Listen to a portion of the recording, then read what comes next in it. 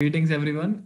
Today we'll be giving a cloud computing presentation, which is a real-time chat application that's been deployed using Firebase. So we'll be discussing details of it. Next slide, please. Yeah, so these are the contents of the presentation. So we'll first give an introduction of what Firebase is and how the app has been deployed. And then we'll discuss the various features followed by the demo of the application it's working. Yeah, so first, so now we'll start with the introduction of the application. So basically, in this app, we have a group messaging application basically. So there we can be multiple users. When the app has been installed, all the users will be prompted to either create an account or sign in using uh, either Google, sign in with Google, or they can use their email ID to sign up. And once they have done that, they can retrieve the messages from this central server. The messages won't be deleted even if the user deletes the account, since the messages are stored centrally. And Firebase and its various features has been used in this project to get this project up and working. So yeah, now the next part is Firebase authentication. I'm Kushagra Chaturvedi. I'll be taking you through Firebase authentication. So in Firebase authentication, we see that Firebase supports user authentication and login from platforms such as Android, iOS, and as well as from web browsers using a variety of third-party login providers such as Facebook, Twitter, GitHub, and its own Google authentication. We can make use of Firebase to perform two types of authentication. First is to create our own user login by building our own interface for the login screen. And the second means of login is to make use of Google's open source and fully customizable user interface for login and authentication. In Google authentication, we have open design, open source, and years of Google's own material designing. Next, we come to Firebase authentication implementation. There are two ways of performing implementation. First is using Firebase UI authentication. In this, we set up sign-in methods such as email, password, and phone number, and set up OAuth and redirect our URL to the authentication. In the second step, we sign in using our URL using Firebase UI, or we can fork the code on GitHub to make our own custom user interface. And finally, we import the Firebase UI library in our code and initiate the sign-in flow. The other implementation path, previous slide. The other implementation path is using Firebase Authentication SDK. In this, we set up sign-in methods such as email, password, and phone number, and set up the OAuth and redirect URL. We also implement the UI and UI flows for the chosen sign-in method. For example, for phone number sign-in, we would need to implement a flow for the user to enter their OTP. And finally, in the third step, we pass the user credentials and OAuth tokens to the Firebase Authentication SDK. So I am Amar Agarwal. So as instant text messaging with negligible delay is implemented in our app, so let us now discuss more about it. Next slide. So at first, what is instant messaging? Basically, instant messaging allows us to send real-time messages through a software application. Popular instant messaging services include Facebook Messenger, WhatsApp, etc. Next slide. So let us now know how texting is different from messaging. When we send a message using a phone's built-in messages application, that's texting. But we are instant messaging if we use a third-party system. These apps are also known as over-the-top or OTT applications. Our phone's messaging app uses cellular phone service to send messages. Instant messaging uses the internet, so we need to be able to connect to the internet or Wi-Fi. There are other differences that further separate them. First one is the character limit. Texts are typically limited to 160 characters, whereas IMs can be significantly longer. International coverage. International texts are limited based and may cost an additional fee. Instead, messaging allows us to connect with anyone, anywhere. Last one is the device accessibility. Almost all phones are capable of texting, Instant messaging apps are accessible via smartphones and other devices that can connect to the internet. Next slide, please. So now let us see the key capabilities of the database that we have used. First one is its real-time nature. Instead of typical HTTP requests, the Firebase real-time database uses data synchronization. Every time data changes, any connected device receives that update within milliseconds. Second one is its behavior when some device is offline. Firebase apps remain responsive even when offline because the Firebase real-time database SDK persists our data to disk. Once connectivity is re-established, the client device receives any changes it missed, synchronizing it with the current server state. Third is the accessibility from client devices. The Firebase real-time database can be accessed directly from a mobile device or web browser. There is no need for an application server. Last is its scalability across multiple databases. With Firebase real-time databases, we can support our app's data needs at scale by splitting our data across multiple database instances in the same Firebase project. Now I would like to call Kushagra Agrawal to please carry forward the presentation. Good morning. I am Kushagra Agrawal and I will be talking about the rich text communication feature that we have implemented in our application. Next slide. So first of all, what is rich text communication?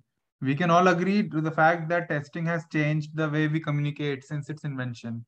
But until quite recently, in texting, all you could do was to send words to others and nothing else. And thus there was much left to be desired to communicate to the other person. Rich text communication has filled this gap by introducing GIFs, stickers, emojis, audio and video chats, high resolution photographs, contacts, location, etc. Next slide, please. The features that make rich text communication truly rich include things like variety. That is the endless amount of ways through which you can express yourself, be it GIFs or stickers or emojis or normal text. The second is privacy. The chats are end-to-end encrypted, which ensures the privacy of your chats. The third is freedom.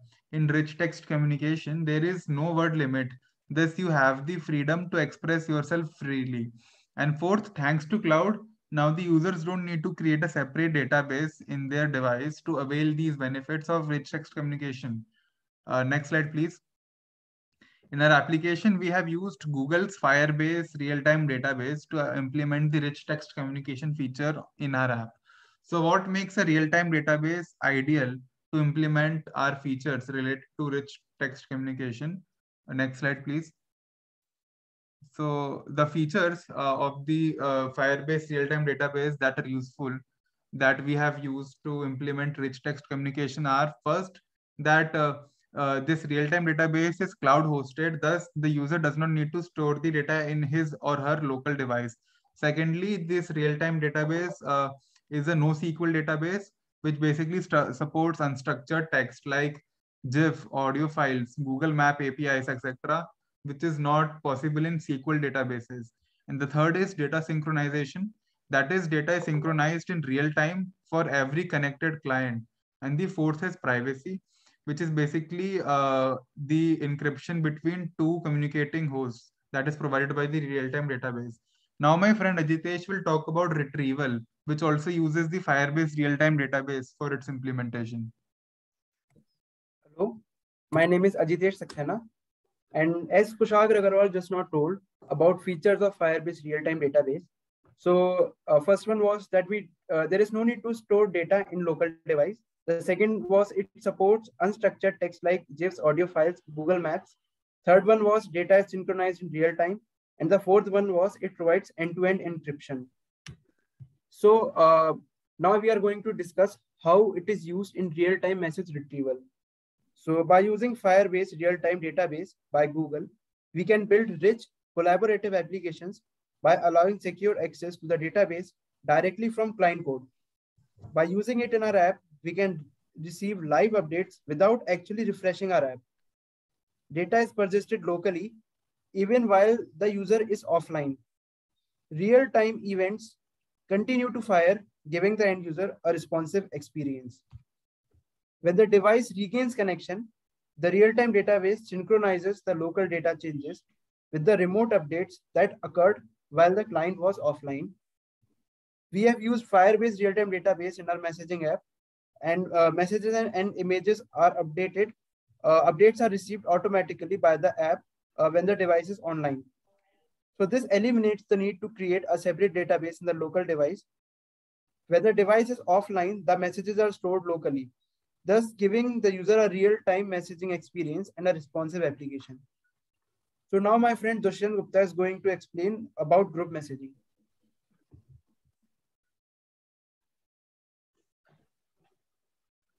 Hello, my name is Dushyant Gupta, and now I'm going to talk about group messaging.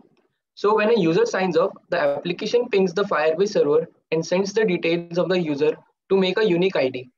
In group messaging, the content of the message is sent along with that issued unique ID. This identifier is also used to differentiate users with similar info, like people having same name.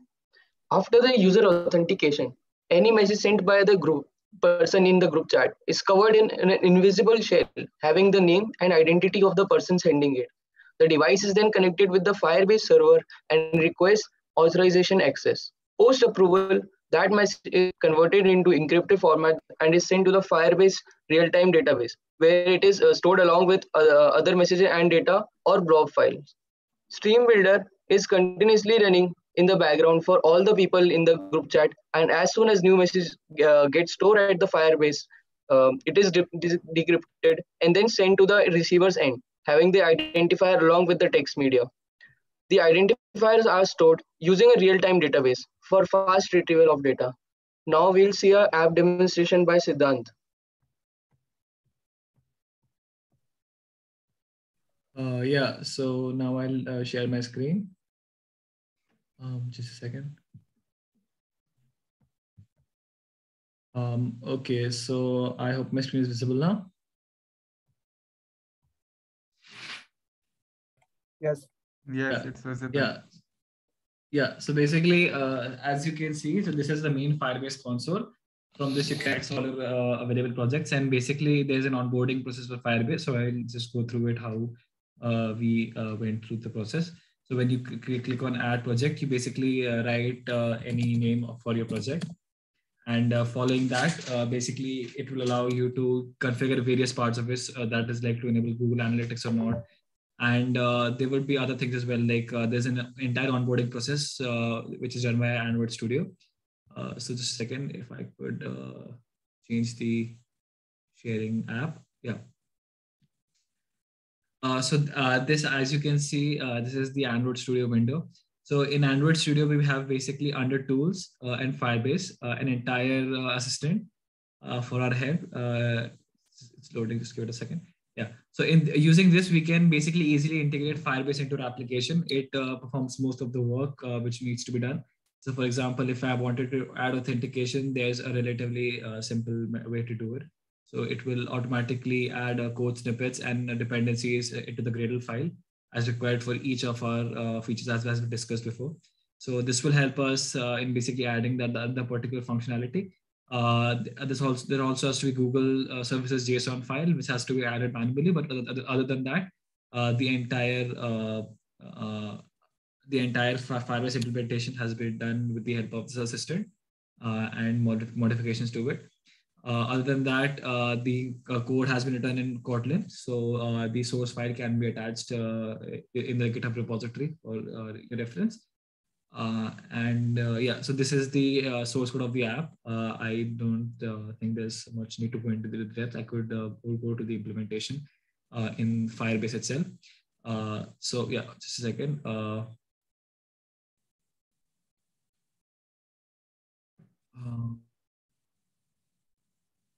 Yeah. So in Firebase, so like I had created this friendly chat project.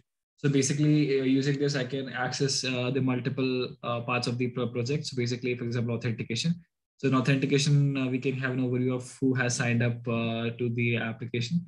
So we have, as you can see, we have 6 users which have signed up. So basically, they're people from the team. and or we can see how they're signed in. So currently all of the members have signed in using Google, but if they wanted to, they could have signed in using email ID as well.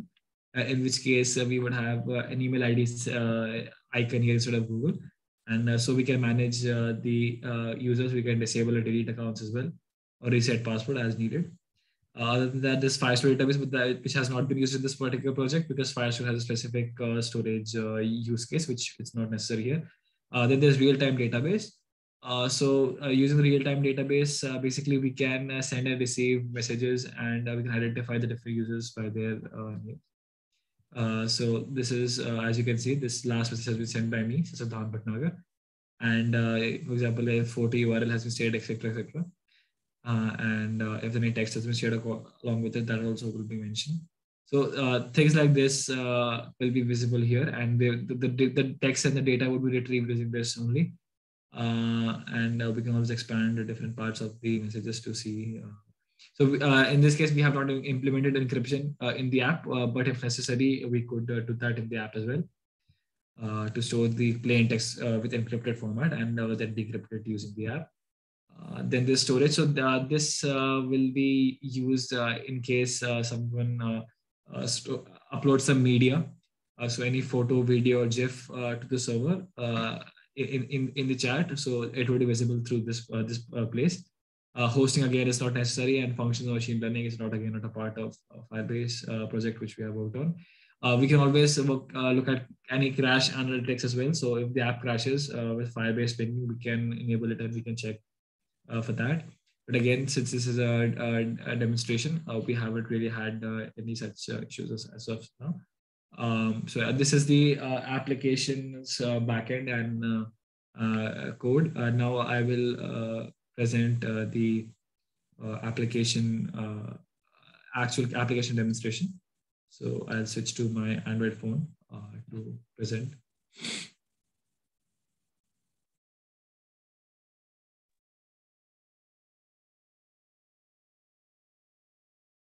Yeah, right. So now I'm presenting my screen. I think you can see my screen. So I'll move to the app. So now I started the app. So basically we have basically the app, as you can see. So in this case, I have not started the app fresh. So I can probably just like clear the data of the app and start again. So I'll force stop and I'll clear the storage. Right. So I'll open the app again. Now this is the first time opening the app, so it will prompt a sign-in of sorts. Okay, I think the account has been stored in the Google account. So basically, since the account is a part of the system now, because I had logged in earlier, it remembered it even after clear data. So basically, it's a simple login process. I can again sign out using this here as well. So now once that I've signed out, I can go back to the home screen and now have again, like mentioned in the app. So we have signed in with email and signed in with the Google options. So I'll sign in with Google in this case, and I'll choose my account, which I had used earlier. Yeah, now it will sign into the app and I can send text messages. So I can say, hey, hi, hello. And that message will be delivered and it would be reflected on other devices as well. So as you can see, this has been done earlier as well. I had sent messages before and they have been visible. These are GIFs, so they are showing this way. So yeah. So this is the demonstration of the app and the code and how we worked on the application. I think this concludes the demonstration part of the project. Yeah, thank you.